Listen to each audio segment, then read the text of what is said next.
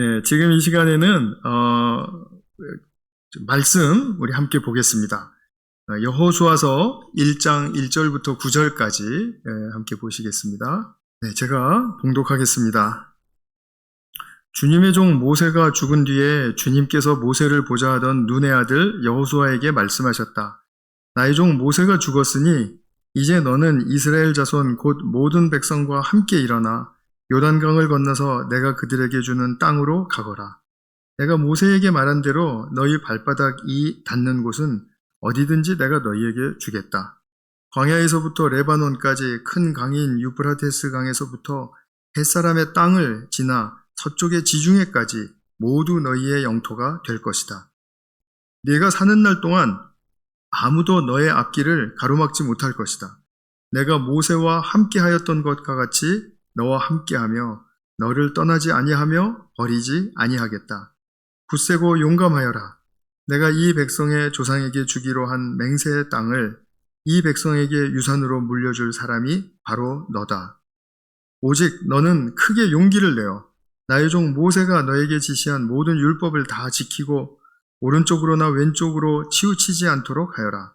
그러면 네가 어디를 가든지 성공할 것이다. 이 율법책의 말씀을 늘 읽고 밤낮으로 그것을 공부하여 이 율법책에 씌워진 대로 모든 것을 성심껏 실천하여라. 그리하면 네가 가는 길이 순조로울 것이며 네가 성공할 것이다.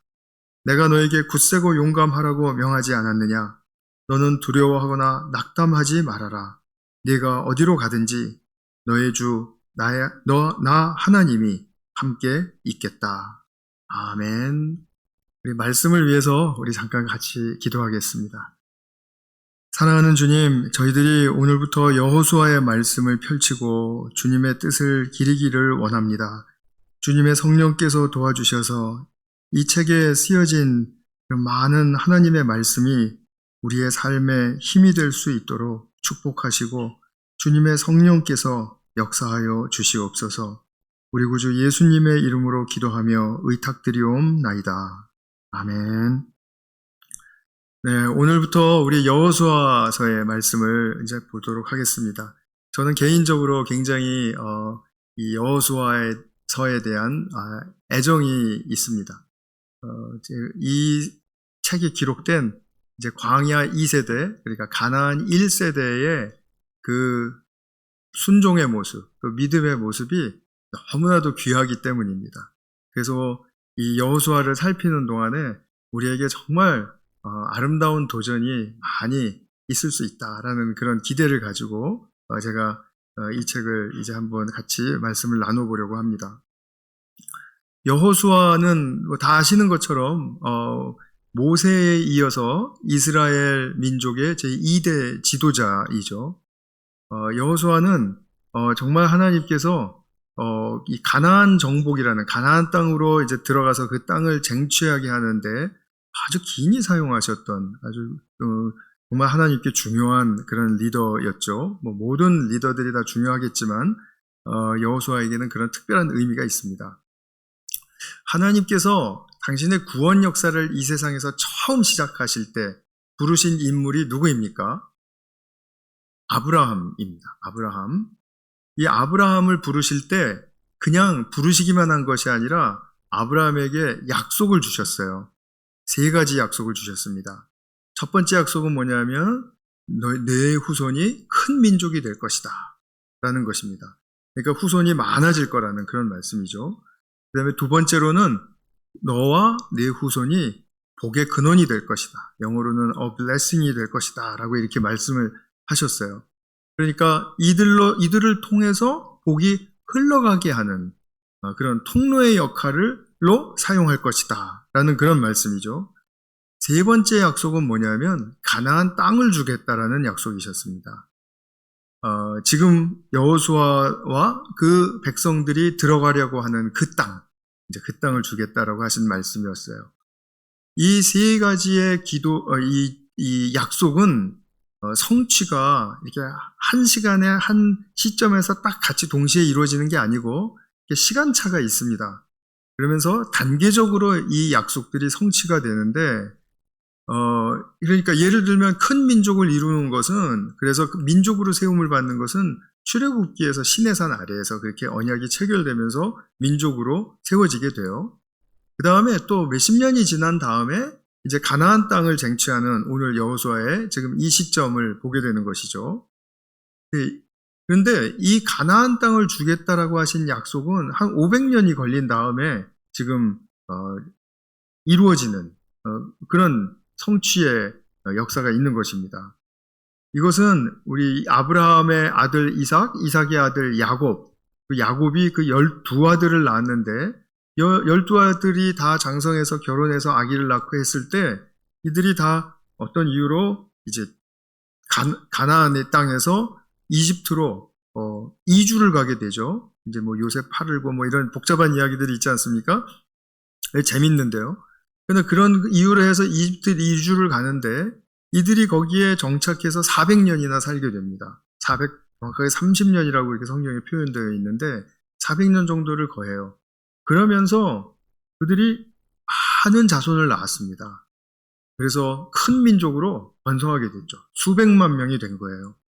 12아들과 가족은 한 70명 정도였는데 400년이 좀 넘고 나니까 몇백만 명이 된 것입니다. 그때 이제 종살이를 하고 있었던 그런 처지에서 모세라는 인도자가 나타나서 이들 백성들을 출애굽시키죠. 그래서 그 광야를 통해서 이제 가나안 땅으로 인도를 하게 됩니다. 이런 그 여정이 담겨져 있는 책이 성경에서 창세기, 그다음에 출애굽기, 레위기, 민수기, 신명기, 그리고 오늘 보시는 이제 여호수아서까지 6권에 잘 담겨져 있습니다. 제가 이렇게 말씀으로만 드리면 조금 좀 효과가 떨어질 것 같아서 좀 지도를 통해서 여러분들에게 좀 더 설명을 해드리도록 하겠습니다.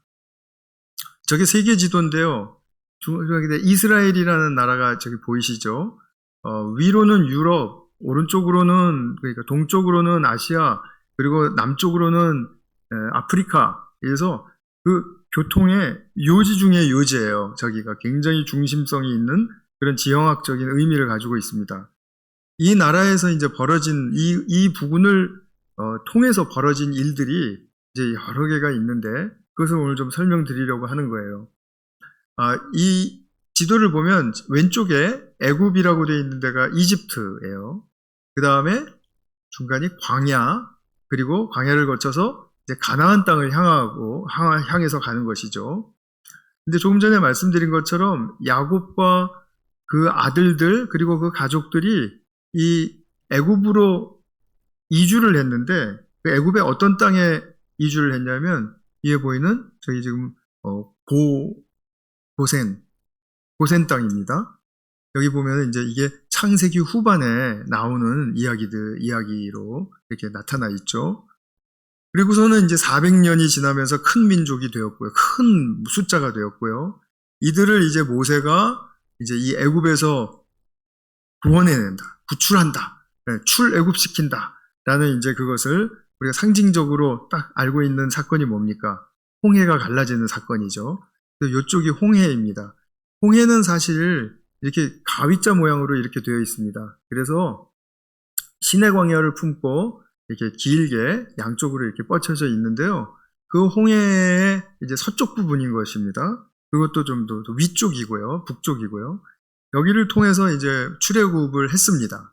그리고 밑에 보이시는 저기 잘 안 보이시겠지만 시내산입니다. 저기가 호렙산, 시내산이라고 하는데 그 시내산까지 이제 2달 정도에 걸쳐서 가게 돼요.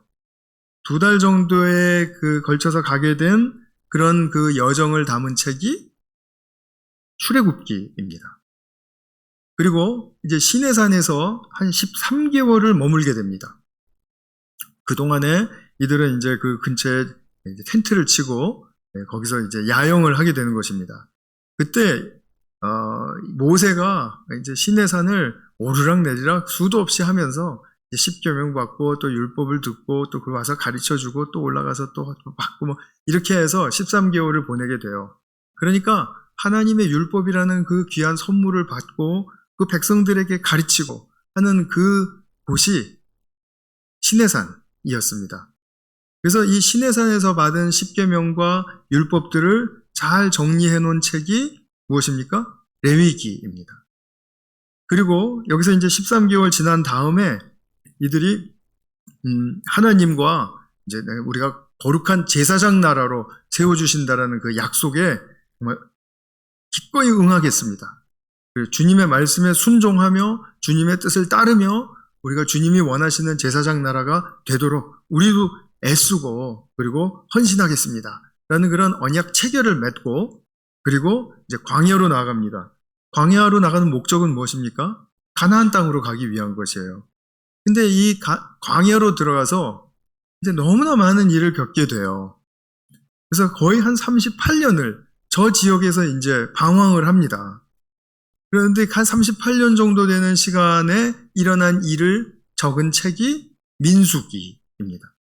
근데 이 민수기에는 출애굽 1세대, 그러니까 광야 1세대와 또 이제 수십 년을 살면서 자손을 보았으니까 2세대가 나오지 않았겠어요? 그래서 1세대와 2세대가 함께 공존하는 책입니다. 그 1세대로부터 2세대로 변환되는 그런 과정을 잘 보여주고 있어요. 그래서 민수기에서 나타난 그 광야에서의 사건들, 그거를 통해서 결국은 이제 가나안 땅 가까이 갔습니다. 어디까지 갔냐면 여기 모압 땅까지 갔습니다. 이 모압 땅에는 모세가 죽은 느보산이 있습니다. 그래서 이 느보산에 이제 이렇게 진을 치게 됐어요. 이때 모세가 1세대는 여호수아와 갈렙 말고는 다 갔지만 그러나 2세대가 그만한 숫자만큼 딱 지금 그 앞에 있거든요. 근데 이 사람들이 지금 하나님이 약속하신 땅에 들어가서 정말 하나님 말씀 순종하면서 아름다운 생명을 피워내며 살아야 될 텐데 하는 그런 이제 영적인 절박감이 생겼던 것 같아요. 그래서 이 모압 광야에 이 백성들을 모아놓고 그리고 긴 설교 말씀을 주게 됩니다. 이 설교 말씀이 담긴 책이 무엇입니까? 신명기입니다. 신명기. 그래서 이 사람들이 정말 그 모세가 전하는 그 말씀을 들었어요. 그러니까 레위기에서 받은 말씀을 재해석한 말씀이에요. 그래서 이 말씀의 소중함을 이 백성들이 다 같이 공유를 했습니다. 그리고 영적으로 잘 무장이 되었어요. 그럼 이제 해야 될 일은 뭐냐면 하나님이 들어가라라고 하신 약속의 땅으로 들어가야 돼요.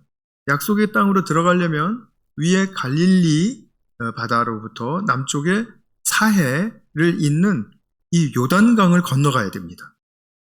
요단강을 건너가려면 요단강 가장 가까이 근접해서 지금 준비를 하는 게 굉장히 효과적이겠죠. 그 장소, 가까운 장소 중에 시딤이라는 장소가 있었습니다. 여기 나옵니다. 보이시나요? 잘 안 보이시면요. 제가 이 지도를 카피해서 밖에다가 준비를 해놨거든요. 가시면서 한 부씩 가져가시기 바랍니다. 근데 시딤에서 이스라엘 백성들이 이제 넘어가야지 하는데 요단강을 이제 건너가야 되는 바로 이제 그 순간이 된 거예요. 그래서 오늘 우리가 여호수아서 1장을 읽었는데 지금 이 말씀을 여호수아가 들은 장소가 바로 이곳 시딤입니다. 여기에서부터 여호수아의 이야기가 시작됩니다. 이제 앞으로 이제 여호수아서 1장, 2장, 3장 이렇게 가면서 이제 여러 가지 그 요단강을 건너고 가나안 땅에 들어가서 어떤 일이 벌어지는지에 대한 그런 설명이 이제 나오게 될 것입니다. 그래서 이스라엘에게는 지금 굉장히 새로운 역사의 장이 열린 것입니다. 이스라엘 백성은 무엇보다도 이 약속의 유업의 땅 하나 바라보고 그리고 출애굽해서 40년 동안 정말 고생하면서 여기까지 온 거 아닙니까? 근데 막상 그 땅이 자기들 눈앞에 딱 보이면 어떤 생각이 들겠습니까? 야, 저거 우리가 들어가야 될 땅이구나 하고 기대 반. 그런데 저 속에는 지금 아직도 왕성한 다른 민족들이 살고 있는데 이 민족들을 우리가 어떻게 싸워서 이기지?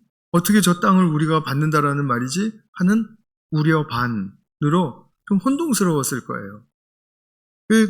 이 땅이 과연 우리의 땅일까? 그런데 맞아요.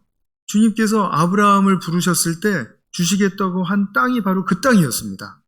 아까 말씀드린 것처럼 아브라함에게 그 약속을 하신 때로부터 지금 500년이 지나서 이 지금 남자만 60만, 장성한 남자만 60만, 모든 백성 뭐 몇백만이 지금 그 앞에 이렇게 딱 서서 이 약속의 땅을 바라보고 있는 것입니다.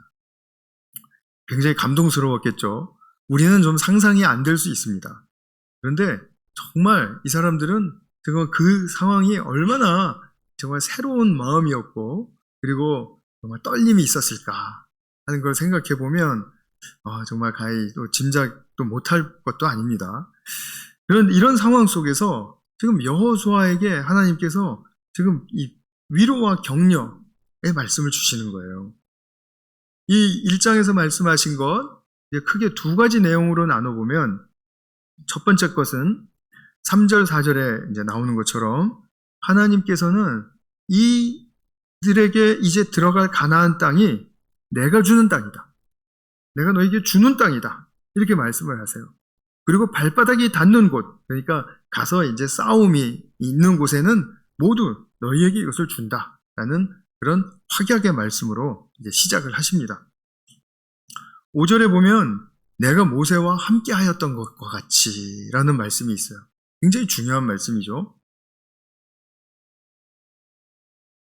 여호수아와 그 백성들은 하나님께서 모세를 얼마나 아끼셨으며 또 존귀하게 대하셨으며 그와 함께 하셨으며 그에게 능력을 주셨고, 그리고 여기까지 우리를 인도해주는 그 힘이 바로 모세의 지도력에서 왔다라는 것을 알아요.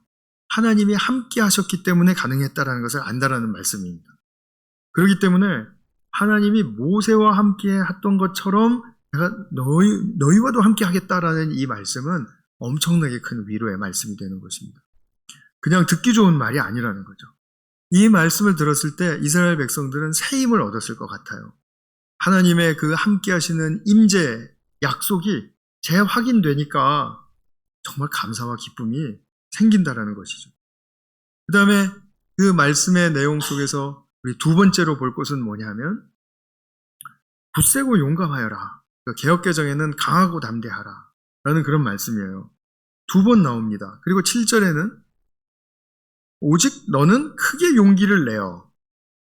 용기, 용감, 뭐 이렇게 담대함, 강함 이런 말씀들을 가지고 격려하시는 것을 보게 됩니다. 그러면서 나의 종 모세가 너에게 지시한 모든 율법을 다 지키고 오른쪽으로나 왼쪽으로나 치우치지 말아라. 자, 그럼 굳세고 용감하여라. 무엇에 굳세고 용감하라라는 말씀입니까? 얼핏 그 상황을 생각하면 이제 전쟁이 워낙 두려울 테니까 그 전쟁에 앞서서 갖는 그 두려움을 좀 떨쳐버려라. 그리고 좀 강하고 담대하라. 저 전쟁에 대해서 담대하라라는 말씀으로 듣기가 쉽습니다. 그런데 문장을 잘 읽어보면 용기를 내라. 무엇에 용기를 내는가? 모세가 너에게 지시한 모든 율법을 다 지키는데 용기를 내라. 이것이죠. 우리가 어떤 상황이 되면 그 상황이 긴박하게 돌아갈 때 거기에 이제 몰두하고 거기에 이제 우리가 이 해결의 방법을 너무 절박하게 모색한 나머지 하나님이 함께 하시는 것도 잊어버리고 하나님 말씀에 우리가 좀 더 집중해야 된다라는 것도 잊어버리고 그거는 괜히 인생에 신앙적인 멋을 추구하는 액세서리처럼 느껴지고 하는 그러한 우리의 착각이 일어나기가 쉽습니다. 우리는 인생에 살면서 고난과 위기를 너무 많이 당하면서 살기 때문에 누구나 크고 작게 다 그러기 때문에 그 어떤 위기가 생기면 마음이 조급해져요. 그래서 한 곳에만 몰두하게 되고 하나님 말씀에는 정말 잘 무심하게 되는, 그리고 그것을 무시하게 되는 그런 나도 모르게 저지르는 그런 어떤 하나님에 대한 그런 불명예스러운 일들을 우리가 행하곤 합니다. 하나님께서 말씀하시는 것은 지금 전쟁 위기 상황 맞다. 두렵지? 떨리지? 근데 용기를 내야 돼. 내가 모세를 통해서 준 말씀에 너희들이 다시 한번 집중하고 그리고 다시 한번 묵상하고 하는 그런 일이 필요해. 거기에는 용기가 필요한 거야. 용기가 만약에 없으면 어떻게 됩니까? 그냥 닥치는 대로 가서 싸우는, 급박하게 싸우는 그런 현실밖에는 일어나지 않겠죠. 그러나 하나님 말씀에 의지해라 이런 말씀입니다. 진정한 영적인 용기를 말하는 거예요. 그러면서 이렇게 의지할 때 하나님께서 내가 너희를 위해서 대신 싸워준다. 여호와의 전쟁이라는 그 주제가 여호수아서에서 굉장히 큰 것입니다. 여호와의 전쟁이 되려면 말씀에 의지하고 말씀을 기억해야 한다. 이것입니다. 그러려면 우리가 꼭 가져야 될 것은 진정한 용기입니다. 그러면서 제사장 나라의 본분을 지키는 것을 이야기하시는 겁니다. 제사장 나라의 본분을 지키는 것은 이미 레위기에서부터 쭉 말씀해 주셨어요. 너희가 내 율례를 잘 듣고 순종하고 나의 뜻을 따르면 무슨 일이 일어날 것이라고 여러 가지 말씀하셨지만 그 중에 전쟁에 관해서는 적군 100명이 너희 5명에게 쫓겨나는 역사가 있을 것이다. 언제요? 나의 율례를 잘 듣고 순종할 때. 그때 그런 승리가 임할 것이라는 것을 말씀해 주셨어요. 이것이 그들이 제사장 나라로 세워졌기 때문에 가졌던 특권이고 그리고 그것은 제사장 나라의 원칙이고 법도였던 것입니다. 그러니까 우리도 어떤 위기가 닥치거나 좀 이렇게 좀 속상한 일 닥치거나 그러면 너무 그것에만 쏠려서 조급하게 생각하거나 그러시지 말고 하나님 말씀으로 돌아가서 10분이라도 좋고 20분이라도 좋습니다. 하나님 말씀에 집중하고 거기서 하나님이 무슨 말씀하시는지를 듣고 하는 그런 우리의 용기가 필요하다는 것을 꼭 말씀드리고 싶습니다. 그래서 이 영적으로 이제 무장이 되어야 되는 부분을 이제 강조를 하시는데 또 오른쪽으로나 왼쪽으로나 치우치지 말라. 균형을 잘 잡아야 된다라는 말씀을 하세요. 이것은 뭐 그냥 문자 그대로 내가 너무 왼쪽으로 가면 안 되고 오른쪽으로 가면 안 되고 나는 그냥 똑바로만 가야 돼. 경주마처럼. 이런 말씀이 아니죠. 다 아시겠죠? 너무 그렇다고 영적으로만 또 치우쳐가지고 말씀하면서 이것만 하면은 무언가 다 자동적으로 일이 이루어질 것처럼 그렇게 생각하지 말아라. 그렇다고 해서 또 말씀 무시하고 또 전쟁 하면서 이것만 싸우겠다고 또 그렇게 덤벼들지 말아라. 균형이 중요하다라는 겁니다. 오른쪽으로도 말고 왼쪽으로도 말고 그 둘을 다 잡고 가야 된다는 뜻입니다. 이것이 중요하죠. 우리의 삶의 현실과 우리의 삶의 말씀을 둘 다 잡고 가는 것 중요하죠. 그런데 말씀을 무시하는 그런 경향이 너무 짙기 때문에 저 같은 사람은 계속 말씀 하는 건데 사실 성도님들 현실에서는 현실과 말씀을 같이 잡으셔야죠. 그죠? 그게 맞는 것입니다.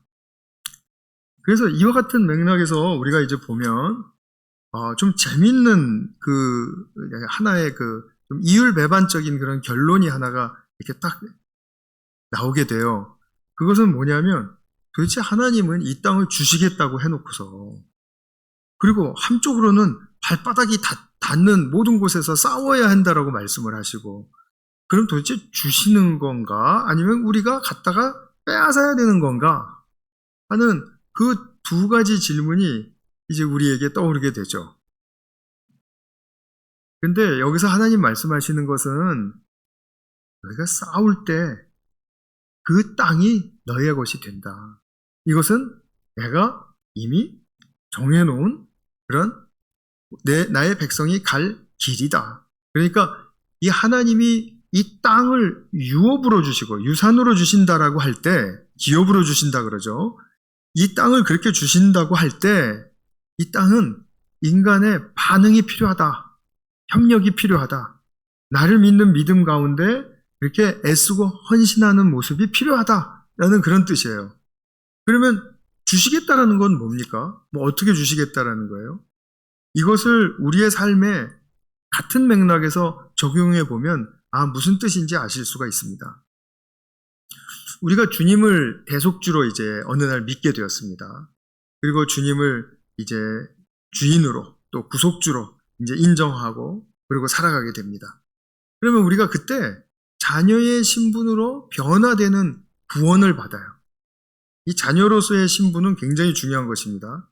이 유업을 받는 자리로 가느냐, 유업을 받을 수 없는 자리에 머무르느냐의 차이예요. 그러니까 자녀가 된다는 것은 하나님의 유업을 받을 수 있는 자격이 주어지는 그런 뜻이라는 겁니다. 그러니까 하나님의 자녀가 되는 그런 구원의 측면에서는 우리가 하는 게 아무것도 없죠. 예수님을 보고 인정하고 따르겠습니다라고 결단하는 것밖에 없는 것입니다. 이거는 하나님께서 우리에게 공짜로 주시는 것이에요. 그죠? 우리의 행위가 공로가 되지 않습니다. 그런데 우리가 주님의 자녀로서 주님을 믿고 이제 현실적인 삶을 살아갈 때 그때는 어떻습니까? 하나님이 주시겠다고 하는 유업의 축복이 자동적으로 그냥 저절로 따라오지 않는다라는 것입니다. 나는 그냥 의식하지도 않고 그리고 부지불식간에 있을 때 보니까 유업이 생겼네. 이런 일은 없다라는 것입니다. 왜냐하면 내가 주님의 뜻을 알고 주님의 뜻에 순종하는 그런 나의 삶의 분명한 태도의 변화, 그리고 그 태도가 나를 이끌어주는 어떤 일련의 행동들, 하나님께 합당한 그 행동들, 그것들이 이렇게 쭉 연결될 때 그때 하나님께서는 나에게 예비하신 그 유업을 이제 네 거야 하고 주신다라는 거예요. 우리가 너무 조급한 마음과 그리고 절박한 마음에만 치우쳐서 살고 있다가 하나님 말씀 보라니까 하나님 말씀 보고 들으려고 애를 쓰고 그러다 보니까 어느새 내 하나님 나라의 평강의 힘이 나를 서서히 역사하기 시작해요. 그리고 그 평강의 힘이 정말 이렇게 차오르니까 이렇게 조급하게 봐야 될 것만은 아니네 하고 그리고 인정하게 돼요. 하나님이 평화의 힘을 주셨구나. 위로를 해주시는구나. 나를 굳세게 해주시는구나. 내가 이것을 선물로 받는구나 하는 것은 내가 가만히 있을 때 받는 것이 아니라 하나님을 찾고 구하고 두드릴 때 그때 얻는 것이라는 거죠. 이것을 그냥 성경에서는 상급이라고도 얘기하고 보상이라고도 이야기하고 그리고 기업, 유업 또는 목 이런 단어로 우리에게 설명을 해줍니다. 그러니까 그냥 받는 것이 있고 우리가 애써서 취하는 것이 있어요. 이것을 선명하게 좀 잘 정리하시고 신앙생활 하시면 좋겠습니다. 그래서 이 광야 2세대의 삶을 보면 바로 이것을 잘 잡았던 사람들인 거예요. 이것을. 주시는 것은 땅이고 취해야 될 것도 땅이다. 이것을 양면을 다 잘 잡은 사람들이라는 것입니다. 그래서 이 성경에서 보면은 이 광야 2세대, 이제 가나안으로 들어가면 가나안 1세대가 됩니다. 동일한 세대죠. 이 2세대 사람들처럼 하나님께 순종과 성숙의 본으로 자기들의 삶을 잘 가꾸고 지킨 사람들이 없습니다.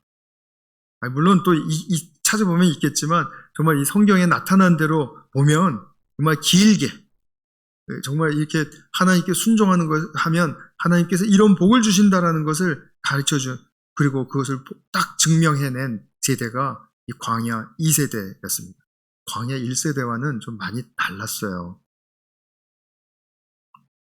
오늘은 서론 시간이니까 이 광야 2세대가 살았던 그리고 잘 자기들에게 주어졌던 소명을 감당했던 것을 어떻게 성경은 평가하는가에 관한 말씀을 두 구절을 좀 보도록 하겠습니다. 사사기 2장 6절 7절 보시면은 여호수아기서 다음에 나오는 책이 사사기죠. 그때 이제 사사시대로 들어가요. 이제 가나안 땅을 다 이제 잘 쟁취한 다음에 사사시대로 들어가기 전에 이제 사사기의 저자가 이런 말씀을 우리에게 전해줍니다. 여호수아가 모인 백성을 흩어보낸 뒤에 이스라엘 자손은 각각 자기가 유산으로 받은 땅으로 가서 그 땅을 차지하였다. 그러니까 잘 싸워서 쟁취했다라는 그런 말입니다. 우리 그 다음은 같이 한번 읽어볼까요? 시작. 온 백성은 여호수아가 살아있는 동안 주님을 잘 섬겼다. 그들은 여호수아가 죽은 뒤에도 주님께서 이스라엘에게 베푸신 큰 일을 모두 눈으로 직접 본 장로들이 살아있는 동안에는 주님을 잘 섬겼다. 그러니까 이 광야 2세대가 존재하는 그 시대에는 주님을 잘 섬겼다라는 것입니다. 이렇게 한마디 칭찬으로 전 세대가 이렇게 하나님 앞에 영광스럽게 서는 역사는 거의 없었습니다. 그러나 우리에게는 본이 있습니다. 광야 2세대입니다. 그리고 여호수아가 이제 고별 설교를 하는 장면이 나오지 않습니까? 끝에 이제 23장에 가서 보면은 여호수아서 23장 8절에 보면 뭐라고 나오냐면 이것도 같이 한번 읽어볼까요? 시작. 오직 당신들은 지금까지 해온 대로 주 당신들의 하나님만 가까이 하십시오. 저는 정말 감동스러웠던 한 문구가 어디냐면 지금까지 해온 대로입니다. 누군가가 우리 성도님들에게 정말 잘 살아오셨어요. 지금까지 해오신 대로 그대로만 하시면 돼요. 라고 말씀을 듣는다면 그게 그냥 덤덤할까요? 당연하지. 이런 생각 드시겠습니까? 그게 아니고 내가 여태까지 살아왔던 삶에 대해서 누군가 나에게 이렇게 크레딧을 주는구나. 정말 감사하다. 내가 이렇게 잘못한 것도 있고 그런 것도 있겠지만 결국 이 사람이 나를 이렇게 칭찬을 해주는 거예요. 여호수아가 그들을 바라보면서 지금까지 해온 대로 하십시오. 이렇게 말해주는 것은 얼마나 큰 축복입니까? 축복의 말씀입니까? 저기 이런 말씀을 늘상 듣고 살아오셨다라는 것처럼 그렇게 지금 저를 이상하게 보시는 분들도 있는 것 같은데요. 저한테 한번 좀 그렇게 말씀해 보십시오. 제가 얼마나 감동하나. 지금까지 해온 대로 그렇게 하십시오 하면 전 정말 좋을 것 같은데요. 이들이 이런 마지막 평가를 받았다라는 사실을 우리 마음에 좀 새롭게 하실 필요가 있습니다. 그들이 주님의 뜻을 따르고 보여준 일들을 앞으로 우리가 하나씩 살필 텐데 거의 과오 없이 매 사건을 이렇게 넘어갑니다. 성숙한 모습으로. 그냥 읽어오셨을 때는 모르셨겠지만 제가 이제 앞으로 조금씩 짚어드리는 부분에 대해서 좀 서로가 공유하는 그런 감동이 있었으면 좋겠습니다. 이런 주님의 뜻을 따르고 살아가는 사람들의 이야기를 우리가 살펴볼 때 이 시대를 살고 있는 우리들에게도 이 여호수아의 말씀은 그대로 적용될 수 있는 여지가 굉장히 많습니다. 그래서 여호수아서를 조금 좀 급한 마음이 드신다면 오늘 가셔서 한번 쭉 다 읽어보세요. 도대체 손민석 목사는 뭐가 그렇게 잘했다라는 것으로 여기고 그렇게 말을 하고 있는가? 그렇게 한번 좀 찾아보십시오. 우리 시대에는 광야 2세대처럼 전쟁을 통해서 땅을 받지는 않습니다. 너무나 명확하죠. 그러나 우리는 그리스도 안에서 싸워야 할 영적 전쟁이 있습니다. 그리고 그 영적 전쟁을 잘 치르면 그리스도 안에서 허락되는 생명의 젖과 꿀을 얻습니다. 그래서 우리가 그리스도 안에서 싸워야 되는 거룩한 싸움이란 정체가 무엇인가? 이것은 우리가 분명하게 아실 수 있어요. 이것은 누구와 싸우는 싸움이 아니에요. 자신과 싸우는 싸움입니다. 자신과의 싸움입니다. 나 자신을 상대로 하지 않는 영적 싸움은 없습니다. 나 자신이 이 싸움을 통해서 하나님 나라의 영적인 젖과 꿀을 어떻게 쟁취할 것인가에 대한 것은 나와의 싸움 속에서 펼쳐지는 것입니다. 그 결과로 얻어지는 것입니다. 그래서 다른 사람을 꺾는 영적 전쟁은 없어요. 일단 거기에는 내가 나의 대적으로 일단 거기에 들어가게 됩니다. 좀 극단적으로 얘기하면 그렇습니다. 내가 나의 대적입니다. 나의 대적이란 누구를 말하는 것입니까?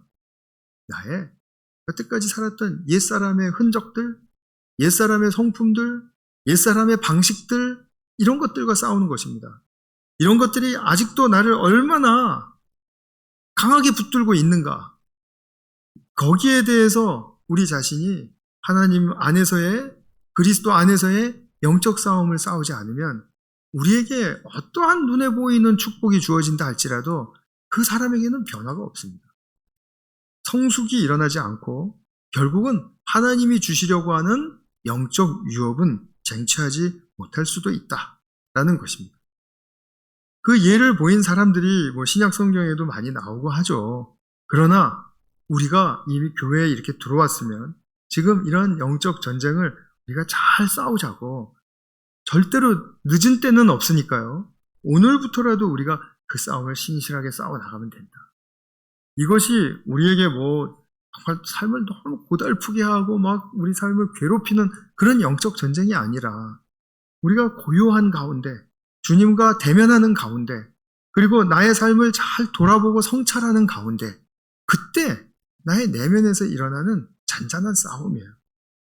이 싸움을 무시할 때 우리는 불쑥불쑥 옛자가 뛰쳐나오는 것이죠. 그 옛자에 또 삼켜져 버리게 되는 일이 일어나는 것이죠. 그래서 제가 늘상 강조하고 권면드리는 말씀으로 오늘 말씀을 맺고자 합니다. 하루에 얼만큼의 시간이든지 주님과 고요한 시간을 가지시는 것 너무너무 중요합니다. 이것 없으면 영적인 싸움 일어날 수가 없습니다. 영적 싸움 없으면 영적인 축복, 영적인 유업, 영적인 젖과 꿀 어떻게 없겠습니까? 하나님은 분명하게 이렇게 우리에게 길을 보여주셨고 그리고 그 길을 따르라고 하시는데 그 길을 마다하고 나는 아니에요, 나는 이걸로 잘 살 수 있어요 라고 생각하는 마음이 크다면 그럼 그것은 누가 말릴 수가 있겠습니까? 아무도 못 말리는 것입니다. 하나님도 말리시지 않습니다. 그렇게 자기 주장을 하는 사람에게는. 그렇기 때문에 우리가 늘 영적 싸움의 실체를 나를 포함해서 생각하시는 그 훈련은 하나님 말씀 볼 때입니다. 왜냐하면 말씀에 비추어진 내가 어떠한 존재인지 거기서 드러나니까요. 나도 나를 알 수가 없는 가운데 많이 지나가게 되는데 그 나의 진짜 진면목의 나를 보여주시는 그 하나님 말씀의 거울의 역할을 잘 이용하시고 활용하셔야 된다는 말씀입니다. 그래서 형식적으로 하지 마십시오. 피상적으로 하지 마십시오. 또 안 하면 찜찜하니까 하는 식으로 하지 마십시오. 라고 말씀을 드리고 싶어요. 그리고 잠깐이라도 모세와 여호수아와 함께 하신 주님과 내가 함께하고 있다.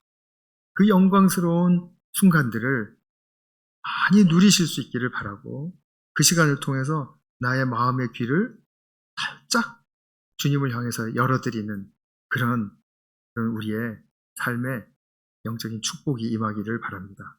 그래서 우리도 우리 광야 2세대처럼 믿음과 순종의 아름다운 세대로 세워질 수 있기를 축원합니다.